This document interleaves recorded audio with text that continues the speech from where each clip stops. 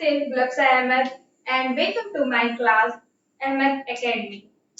आज हम लोग इस सेशन में बहुत ही अमेजिंग सा टॉपिक को डिटेल करने वाले हैं।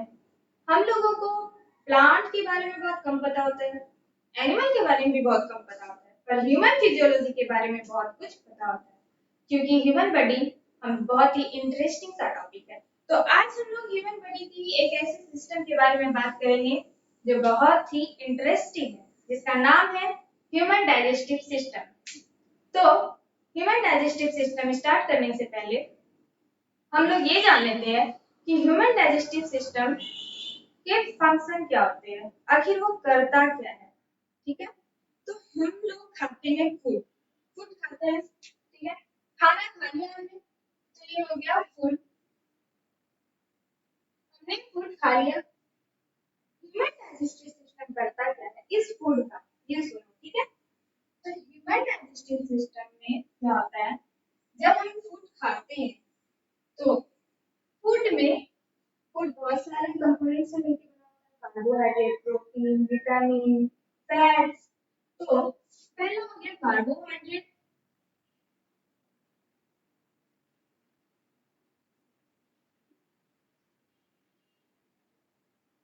प्रोटीन एंड फैट्स, ठीक है। कार्बोहाइड्रेट क्या होता है, जब बहुत सारे ग्लूकोज मॉलिक्यूल आपस में कंबाइंड होकर एक मैक्रो मॉलिक्यूल का फॉर्मेशन करते हैं तो उसे हम लोग कहते हैं कार्बोहाइड्रेट। कार्बोहाइड्रेट में क्या होता है, ग्लूकोज ग्लूकोज ग्लूकोज और भी बहुत सारे ग्लूकोज जब आपस में जुड़ते हैं, आपस में कंबाइंड होते हैं तो वो किसका फॉर्म कर लेते हैं, कार्बोहाइड्रेट का। Carbohydrate is a macromolecule, macromolecule in the sense ये बहुत बड़ा मॉलिक्यूल होता है जिसे हमारी बॉडी एब्जॉर्ब नहीं करती है, ठीक है। प्रोटीन किससे मिलकर बना होता है, आप लोगों को पता होगा, प्रोटीन एमिनो एसिड से मिलकर बना होता है। जब बहुत सारे एमिनो एसिड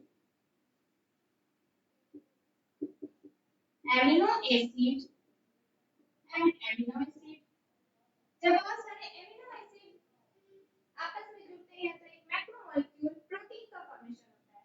उसी तरह फैट का किसे कहते हैं, फैट जब ग्लिसरॉल नाम का अल्कोहल कुछ फैटी एसिड से जुड़ जाता है, कुछ फैटी एसिड से जुड़ता है तो फॉर्मेशन होता है फैट का। फैट क्या होता है कि जब ग्लिसरॉल कुछ फैटी एसिड से जुड़ जाता है तो वो हो जाता है फैट। तो ये बताने का मतलब बस ये है मेरा कि हम लोग फूड जो खाते हैं तो उसके कंपोनेंट जो होते हैं कार्बोहाइड्रेट, प्रोटीन, फैट, ये बहुत ही मैक्रोमोलेक्यूल के फॉर्म में होते हैं। ये मैक्रोमोलेक्यूल्स होते हैं, ठीक है। और हमारा बॉडी इन बड़े बड़े मॉलिक्यूल्स को एब्जॉर्ब नहीं कर पाता है, क्योंकि हमारे बॉडी में जहाँ एब्जॉर्प्शन होता है उसका लास्ट होता है वो सेल में एब्जॉर्ब किया जाता है, सेल में उसका यूटिलाइजेशन किया जाता है।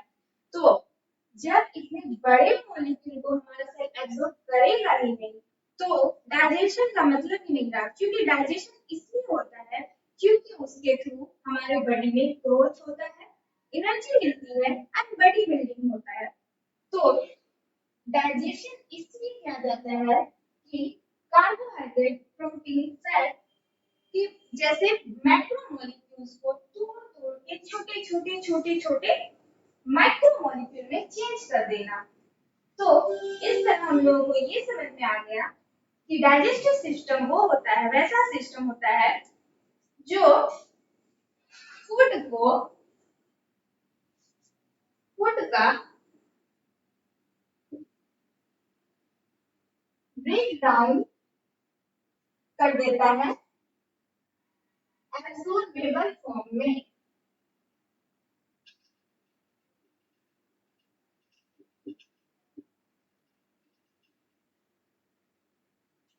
तो ह्यूमन डाइजेस्टिव सिस्टम का यही काम होता है कि फूड को ब्रेक डाउन कर देना एब्जॉर्बेबल फॉर्म में थ्रू किसी भी तरह, चाहे वो फिजिकल प्रोसेस के थ्रू हो या केमिकल प्रोसेस के थ्रू। हालांकि डाइजेस्टिव सिस्टम में फिजिकल और बायोकेमिकल दोनों मेथड के द्वारा डाइजेशन किया जाता है। फिजिकल हो या बायोकेमिकल। ठीक है, तो ह्यूमन डाइजेस्टिव सिस्टम के बारे में हमें ये पता चल गया कि ह्यूमन डाइजेस्टिव सिस्टम का काम होता है डाइजेशन करना, और डाइजेशन में ये होता है कि फूड का कन्वर्जन या ब्रेक डाउन होना, और कब तक होना, जब तक कि वो एब्सॉर्बेबल फॉर्म में ना हो जाए, चेंज ना हो जाए। जब तक वो चेंज नहीं होगा तब तक उसका यूटिलाइजेशन हमारा बॉडी नहीं कर सकता है। तो इसलिए हमारे बॉडी में एक बहुत ही महत्वपूर्ण सिस्टम को गॉड ने गिफ्ट किया है, जिसका नाम है ह्यूमन डाइजेस्टिव सिस्टम।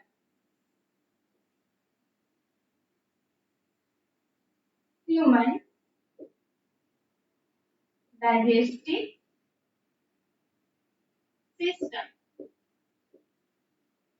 ठीक है, ह्यूमन डाइजेस्टिव सिस्टम का हम लोग को फंक्शन पता चल गया कि इसका आखिर यूज क्या है, बॉडी में ये बनाया क्यों गया है। अब हम लोग पढ़ेंगे ह्यूमन डाइजेस्टिव सिस्टम में क्या क्या होता है, इसके क्या क्या पार्ट्स होते हैं, इसके सारे पार्ट्स की अलग अलग डिटेल्स पढ़ेंगे। ठीक है, तो बढ़ते हैं आगे।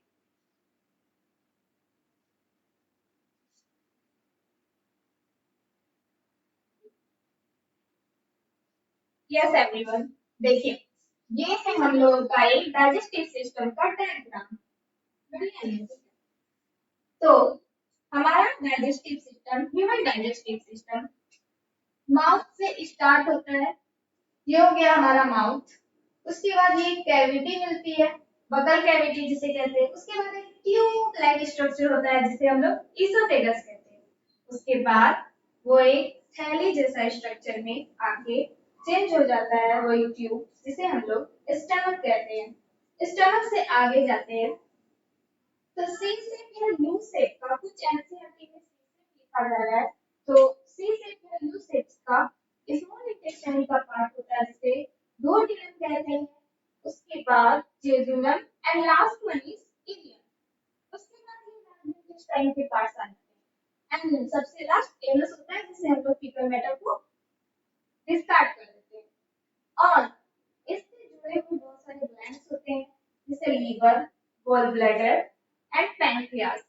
ठीक है, और इधर स्लैविक ग्लैंड्स भी होते हैं। ठीक है, तो ये है हमारा ह्यूमन डाइजेस्टिव सिस्टम का एक डायग्राम।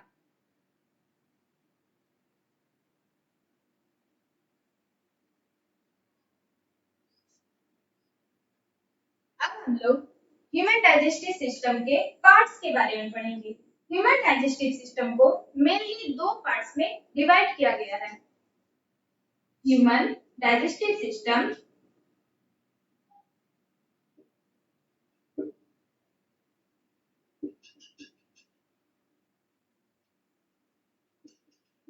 ह्यूमन डाइजेस्टिव सिस्टम को मेनली दो पार्ट्स में डिवाइड किया गया है, और वो दो पार्ट ये है। First one is GI tract, या फिर इसे एलिमेंट्री कैनाल भी कहते हैं। गैस्ट्रोइंटेस्टाइनल ट्रैक्ट,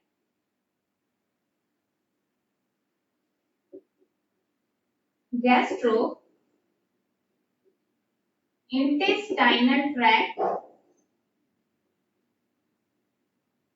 या इसे ही हम लोग एलिमेंट्री कैनाल भी कहते हैं।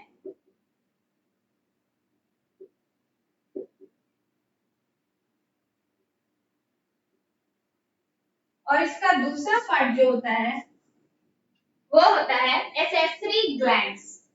एसेसरी मतलब होता है सहायक, मतलब डाइजेशन को हेल्प करती है जो ग्लैंड, सब उसे कहते हैं एसेसरी ग्लैंड।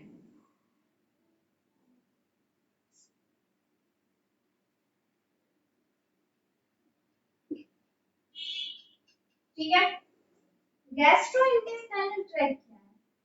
ये हमारा माउथ से जो स्टार्ट होता है और इनस पे जो खत्म हो जाता है वो एक ट्यूब लाइक जो स्ट्रक्चर है उसे कहते हैं हम लोग गैस्ट्रोइंटेस्टाइनल ट्रैक्ट या एलिमेंट्री कैनाल। जो भी कैनाल्स है डाइजेस्टिव सिस्टम की जो कैनाल्स है वो एलिमेंट्री कैनाल के अंदर आती है।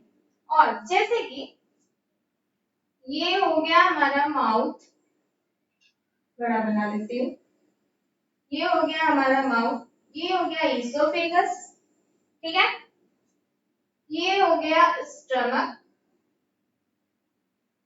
ठीक है, फिर यहाँ से स्टार्ट होता है स्मॉल इंटेस्टाइन। स्मॉल इंटेस्टाइन बहुत ज्यादा कॉइल्ड होती है, सबको पता है, बहुत ज्यादा कॉइल्ड होती है। उसके बाद यहाँ से आ जाता है हमारा लार्ज इंटेस्टाइन, ये हो गया हमारा लार्ज इंटेस्टाइन। फिर यहाँ पे आके रेक्टम से एनस पे जाके खत्म हो जाता है। तो हमारा माउथ से लेके एनस पे जो ट्यूब जाके खत्म हो गया तो इसी ट्यूब को हम लोग कहते हैं एलिमेंट्री कैनाल या फिर गैस्ट्रोइंटेस्टाइनल ट्रैक्ट, ठीक है। और इसी में भी कुछ ग्लैंड्स होती है, जैसे यहाँ पर हो जाती है, यहाँ पर होता है पैंक्रियास, इधर लीवर हो जाता है,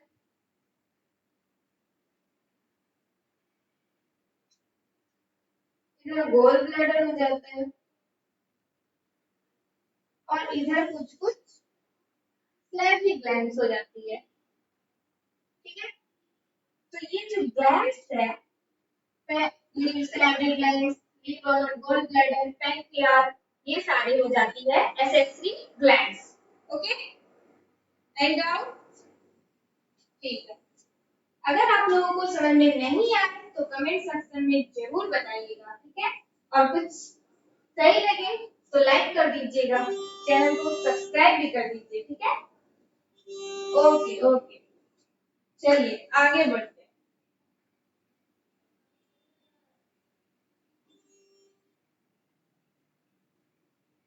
हाँ, तो पहले हम लोग देख लेते हैं ह्यूमन डाइजेस्टिव सिस्टम में क्या क्या पार्ट्स होते हैं, फिर प्रत्येक पार्ट को अलग अलग करके हम लोग डील करेंगे, ठीक है।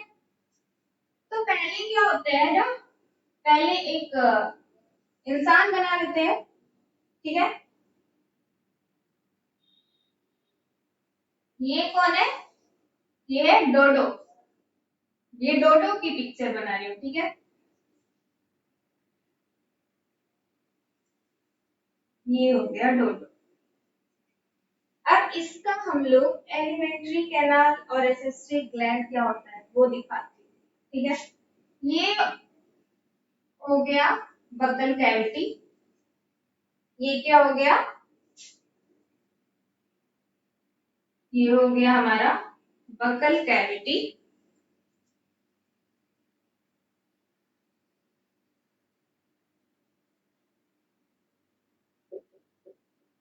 ठीक है। उससे जस्ट नीचे जाओ तो आता है फेरिंग्स, ठीक है, ये हो गया फेरिंग्स।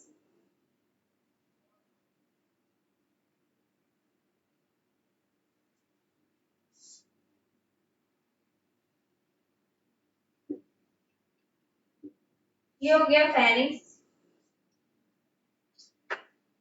इसी बकल कैविटी के ऊपर एक और कैविटी होती है जिसे कहते हैं नेजल कैविटी। लेकिन ये nasal cavity human digestive system का पार्ट नहीं है, बिल्कुल नहीं है। ये मैं इसलिए बता रही हूँ क्योंकि इसमें एक मेन पार्ट है, इसलिए बता रही हूँ।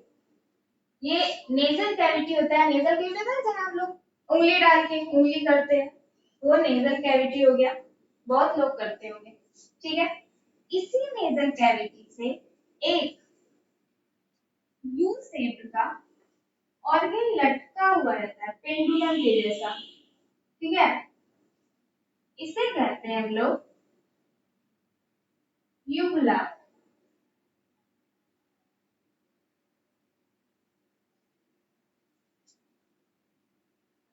ये हो गया यूबुला। ये यूबुला काम क्या है ना, ये करता क्या है, जब हम लोग फूड को निगलते हैं, सिर्फ स्वेलोइंग जब करते हैं ना फूड को, तो ये क्या करता है, फूड हमारा नेजल कैविटी में ना चले जाए, इसलिए यहाँ पे एक ढक्कन बना हुआ है, ये तुरंत नेजल कैविटी का ढक्कन बंद कर देता है, जिससे हम लोगों का फूड नहीं जाता है नेजल कैविटी में। और अगर ये फूड चला जाता है तो लोग कहते हैं वो सड़क गया इन द सेंस उसके नेजल कैविटी में फूड चला जाता है, ठीक है। और ये तब होता है जब हम एक साथ खाते हैं और बातें करते हैं। खाते समय बात करने से क्या होता है कि यहाँ पर जो लैरिंग्स है, हमारा जो साउंड बॉक्स है, लैरिंग्स, यहाँ से एयर, यहाँ जो लैरिंग्स है,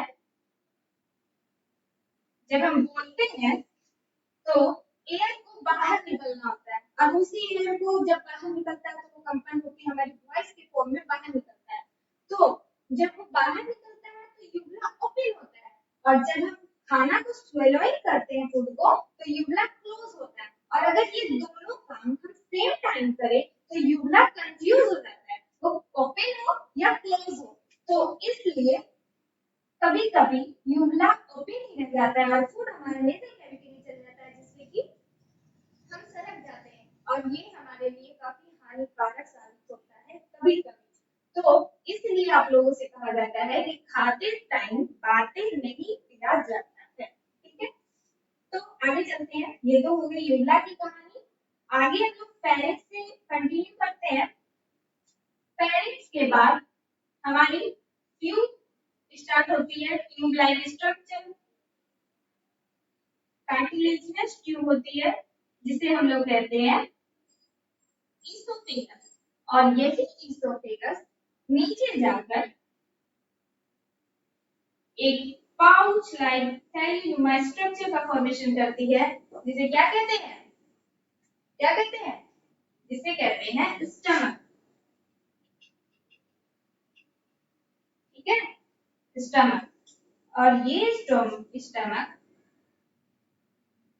आगे जाते ही यू शेप या सी शेप ऑर्गेन में कन्वर्ट होता है, और ये ऑर्गेन स्मॉल इंटेस्टाइन का एक पार्ट है।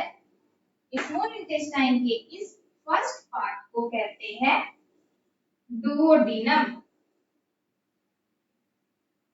डुओडीनम, ठीक है। और ये आगे जाकर बहुत ही हाईली क्वाइल्ड स्ट्रक्चर का फॉर्मेशन करता है, और ये है हमारी स्मॉल इंटेस्टाइन। स्मॉल इंटेस्टाइन बहुत ही हाईली क्वाइल्ड होती है, ठीक है। और स्मॉल इंटेस्टाइन लास्ट जाके ओपन होता है हमारी लार्ज इंटेस्टाइन में। ये कहाँ जाकर ओपन होता है, ये ओपन होता है लार्ज इंटेस्टाइन में। जिस पार्ट को लार्ज इंटेस्टाइन के इस पार्ट को क्या कहते हैं, सीकम। लार्ज इंटेस्टाइन के इस पार्ट को हम लोग बोलते हैं सीकम। ये हो गया हमारा सीकम।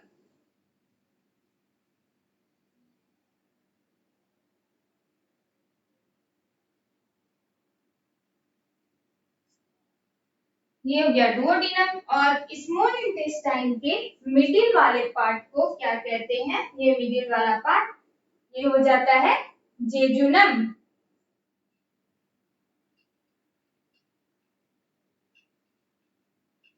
अब बात करें अगर लार्ज इंटेस्टाइन की, तो लार्ज इंटेस्टाइन के फर्स्ट पार्ट को हमने सीकम कह दिया। उसके बाद ऊपर की ओर खाना चाहता है तो ये हो गया असेंडिंग कॉलम, ये हो गया हमारा असेंडिंग कॉलम। ये ट्रांसवर्स है इसलिए ट्रांसवर्स कॉलम। एंड फिर खाना नीचे की ओर आता है तो ये हो गया हमारा descending column, descending column. Descending column के बाद एक और कॉलम का पार्ट होता है, आगे जाके थोड़ा फूल जाता है वो कॉलम, उस पार्ट को कहते हैं सिग्मोइड कॉलम।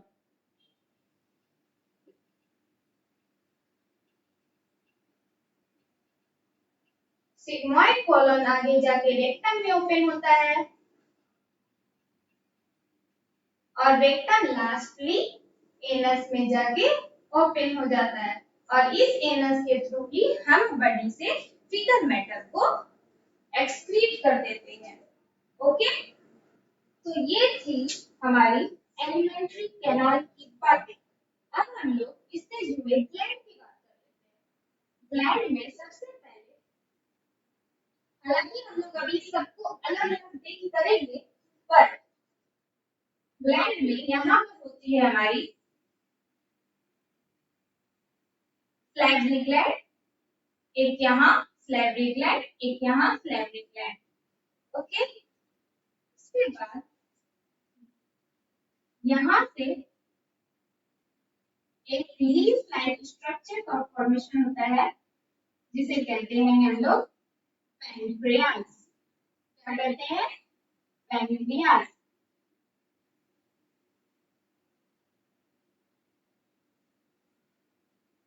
ये हो गया गोल ब्लैडर और गोल ब्लैडर कहाँ रहता है? लीवर में। ठीक है, तो ये हो गया छोटा मोटा सा ह्यूमन डाइजेस्टिव सिस्टम का diagram. Okay, is it clear? Is it clear everyone? Okay, चलिए बढ़िया। अब हम लोग आगे पढ़ेंगे सबका एक एक फीचर के बारे में। हम लोग माउथ से स्टार्ट करते हैं और माउथ से एनस तक पहुंच जाएंगे डील करते हुए। ठीक है, सीरियल वाइज पढ़ेंगे, कोई टेंशन नहीं है, आराम से पढ़िए, मस्ती के साथ पढ़िए। ठीक है, ओके, चलो।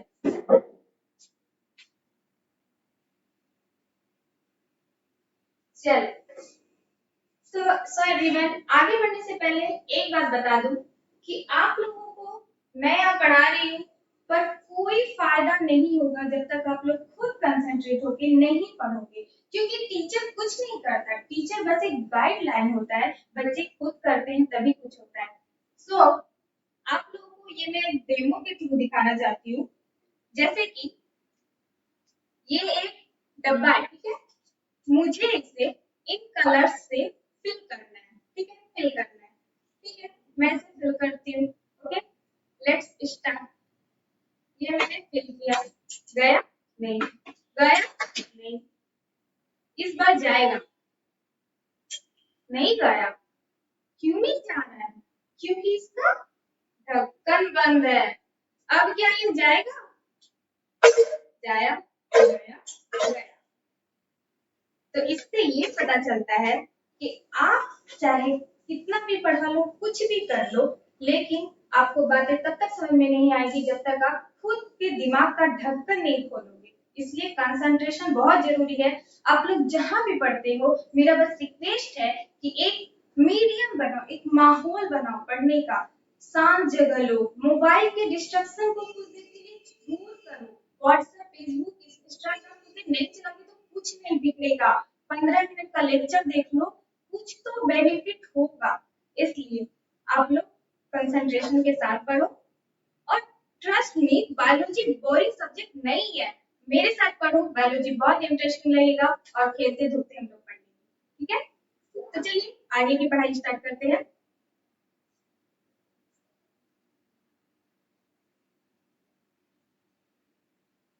यस एवरीवन, तो आगे हम लोग पढ़ने वाले हैं एक एक करके ह्यूमन डाइजेस्टिव सिस्टम के पार्ट्स के बारे में।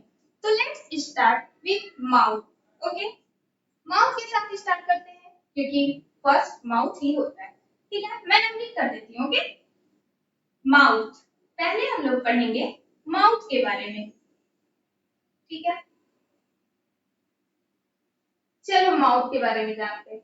माउथ में मेनली होता है दो। अगर हम माउथ में देखें तो माउथ में हमें दो चीजें मिलती है, एक vestibule and other one is oral cavity proper. Oral cavity proper. ठीक है, वेस्टिब्यूल क्या होता है? वेस्टिब्यूल होता है space between teeth and cheek. Vestibule क्या होता है? Space between teeth and cheek, मतलब हमारे दांतों और गालों के बीच की जगह, ये मैंने आप ऐसे किया, ये दांत और गाल, ये दोनों के बीच की जो स्पेस है उसे कहते हैं वेस्टिब्यूल, उसे कहते हैं वेस्टिब्यूल। ओरल कैविटी प्रॉपर नाम से पता चल रहा है, प्रॉपर ओरल कैविटी मतलब space between space between space behind the tip,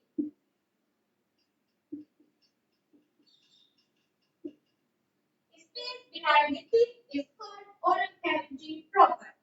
तो हमने माउथ के अंदर ये दो चीजें देखी कि माउथ को जब हम ओपन करते हैं तो हमें एक ओरल कैविटी प्रॉपर मिलता है और एक वेस्टिब्यूल प्रॉपर मिलता है।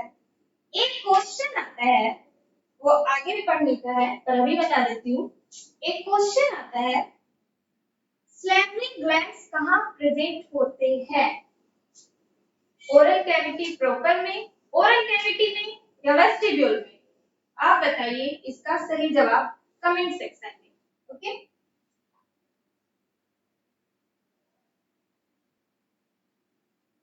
सो एवरीवन, हम लोग जब माउथ की बात करते हैं, जब माउथ की बात करते हैं तो माउथ जब ओपन करते हैं आप, तो हमें क्या क्या दिखाई देता है?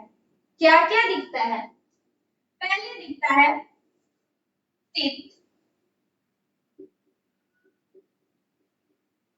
दूसरा क्या दिखता है? टंग,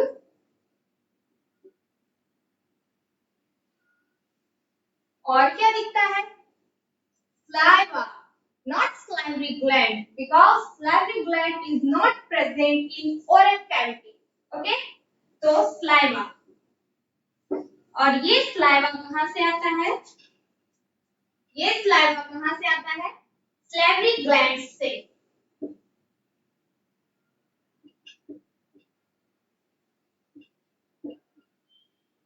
ठीक है, अब हम लोग salivary glands के बारे में जानते हैं। ठीक है, salivary glands होता क्या है, कितने प्रकार का होता है, क्या क्या सिक्रीशन करता है, इसका क्या काम है?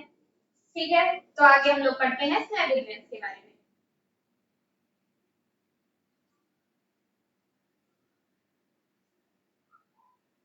सो एवरीवन, हम लोग अभी salivary glands के बारे में डिटेल करने वाले हैं। तो चलिए salivary glands देखते हैं क्या होता है। ये मैंने बनाया,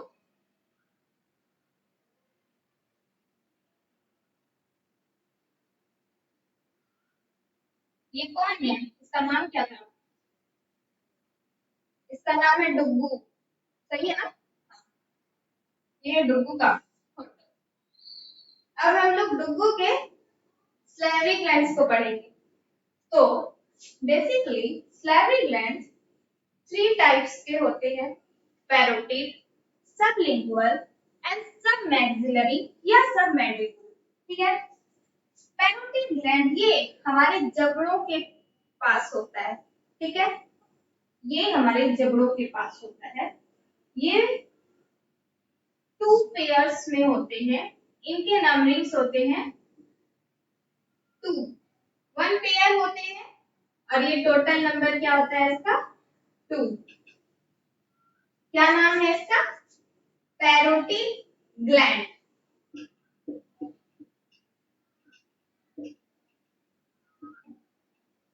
पैरोटिड ग्लैंड आप लोग जानते होंगे गांव घर की भाषा में, जब गाल इस तरफ फूल जाता है तो लोग कहते हैं ना गलसुआ हो गया, बहुत काफी पेन होता है, तो वो उसमें यही पैरोटिड ग्लैंड इन्फ्लाम होके इन्फ्लामेशन हो जाता है इसमें, और वो फूल के पेन कॉज करता है, तो वही है ये पैरोटिड ग्लैंड। इसके डक्ट्स यहाँ आते हैं बगल कैविटी में और यहाँ होता है स्लाइवा का सिक्रेशन। ये हो गया एक एक सैलरी ग्लैंड के बारे में हमने जान लिया। दूसरा सैलरी ग्लैंड होता है, ये रेड से बना दूं ना, ये हो गया हमारा टंग, ठीक है, ये हो गया हमारा टंग। टंग किससे जुड़ा होता है? बकल कैविटी से। ये टंग में हम लोग पढ़ लेंगे, लेकिन अभी भी देख लेते हैं, कोई हर्ज नहीं है। तो टंग एक झिल्ली से जुड़ा होता है बकल कैविटी से, जिसे कहते हैं हम लोग फ्रेमुलर। Okay okay. तो एक टंग के नीचे एक स्लाइटली ग्लैंड होता है, जस्ट इसके नीचे, जिससे कहते हैं sublingual Slattery gland. Sublingual sublingual Slattery gland, ये होता है एक, टोटल नंबर इसका होता है 1। सबलिंगुअल, सब मतलब नीचे, लिंगुअल जहां पर दिया तो आप लोग ये समझ सकते हैं लिंगुअल होती है बात किसकी? जीभ की, टंग की। तो जीभ के नीचे जो स्लैटरी ग्लैंड प्रेजेंट होता है उसे कहते हैं सबलिंगुअल स्लैटरी ग्लैंड। उसी तरह हमारे ये मैक्सिलरी या फिर मैंडिबल बोलो, उसके नीचे भी एक स्लैटरी ग्लैंड प्रेजेंट होता है, जिसे कहते हैं सबमैंडिबल, सबमैंडिबल या सबमैक्सिलरी स्लैटरी ग्लैंड। ये भी होता है 1। Total 3 types of Slattery gland present होते हैं, parotid, sublingual and submaxillary gland.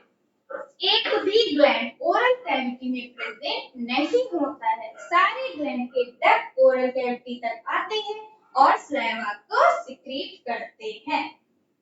Saliva क्या है भाई? तब से मैं बोली जा रही हूँ स्लाइवा क्या है, तो चलिए पढ़ लेते हैं स्लाइवा क्या है। ओके,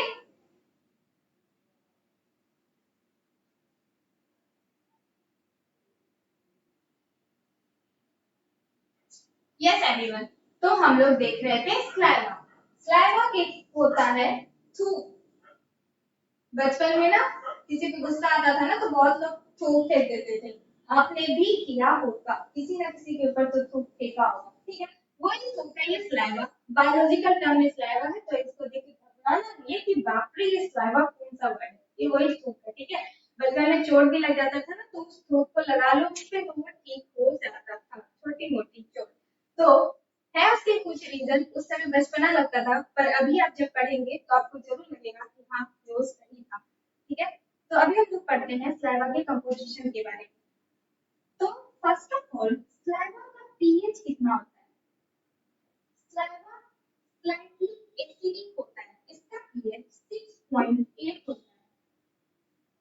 ओके, स्लाइवा में और क्या क्या होता है? स्लाइवा में वाटर भी प्रेजेंट होता है, म्यूकस प्रेजेंट होता है, और क्या होता है? स्लाइवा में आयंस होते हैं। कौन से आयंस होते हैं? क्लोरीन आयंस होते हैं, सोडियम आयंस होते हैं, बाइकार्बोनेट आयंस होते हैं, और भी होता है।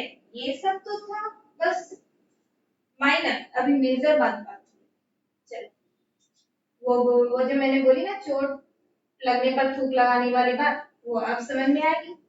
स्लाइवा में एंजाइम्स होते हैं, एंजाइम्स वो होता है जो किसी भी प्रोसेस को, किसी भी रिएक्शन को करने में हेल्प करता है। तो एंजाइम्स भी होते हैं, स्लाइवा में एंजाइम्स होते हैं। तो स्लाइवा में कौन कौन से एंजाइम्स होते हैं ये हम लोग देख लेते हैं। फर्स्ट ऑफ ऑल स्लाइवा में लाइसोजाइम एंजाइम प्रेजेंट होता है, लाइसोजाइम। एंड एक और एंजाइम प्रेजेंट होता है जिसे हम लोग स्लैवरी एमाइलेज कहते हैं। क्या कहते हैं? Slavery amylase.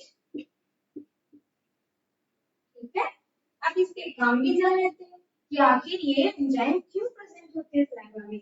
तो लाइसोजाइम का इफेक्ट होता है बैक्टीरियोसाइडल इफेक्ट। मींस कि जो भी फूड में बैक्टीरियाज है या फिर हमारे ओरल कैविटी में जो भी बैक्टीरियाज प्रेजेंट होते हैं उसे ये स्लैवरी एंजाइम, ये लाइसोजाइम एंजाइम किल कर देता है। इसका इफेक्ट होता है बैक्टीरियोसाइडल इफेक्ट। ठीक है, यही रीजन है कि जब हमें छोटी मोटी चोट हो लगती है तो जब बचपन में हम लोग चोट लगा देते थे वो ठीक हो जाता था, तो वो कोई चमत्कार नहीं था, वो इसका काम था, वो है lysozyme enzyme. Is it clear? Okay, हम लोग नेक्स्ट की बात करते हैं स्लैवरी एमाइलेज। स्लैवरी एमाइलेज का काम होता है कार्बोहाइड्रेट का डाइजेशन में हेल्प करना। कार्बोहाइड्रेट के डाइजेशन में हेल्प करता है स्लैवरी एमाइलेज। इसलिए बोला जाता है कि सबसे पहले कार्बोहाइड्रेट का डाइजेशन होता है ह्यूमन बॉडी में और वो हमारे माउथ से स्टार्ट हो जाता है। तो 30% कार्बोहाइड्रेट का डाइजेशन कर देता है स्लैवरी एमाइलेज, लेकिन ये फुल्ली डाइजेशन नहीं करता, ये बस डाइसैकेराइड में चेंज कर देता है। लार्ज मॉलिक्यूल ऑफ कार्बोहाइड्रेट को डाइसैकेराइड में चेंज कर देता है। मतलब ये 30% कार्बोहाइड्रेट का डाइजेशन कर देता है। ठीक है, तो ये हो गए हमारे स्लैवरी एंजाइम्स जो दो प्रकार के होते हैं, lysozyme and slavery amylase. Lysozyme का काम होता है बैक्टीरियोसाइडल इफेक्ट को प्रदर्शित करना, मींस ये जो भी माइक्रो ऑर्गेनिज्म आते हैं उसे किल कर देता है। और ये स्लैवरी एमाइलेज 30% कार्बोहाइड्रेट का डाइजेशन में हेल्प करता है। हम लोगों ने एक टॉपिक को डील कर लिया, वो था स्लाइवरी ग्लैंड। अब हम लोग अपने नेक्स्ट क्लास में देखेंगे टीथ एंड टंग के बारे में। ओके, तो मिलते हैं नेक्स्ट क्लास में। तब तक के लिए सेफ रहिए, घर में रहिए और हैप्पी रहिए। और अगर ये वीडियो आपको पसंद आए तो लाइक जरूर कीजिएगा और साथ ही साथ सब्सक्राइब कीजिए, बेल आइकन दबाइए ताकि हमारे वीडियोस अपलोड होते ही सबसे पहले आप तक पहुंचे।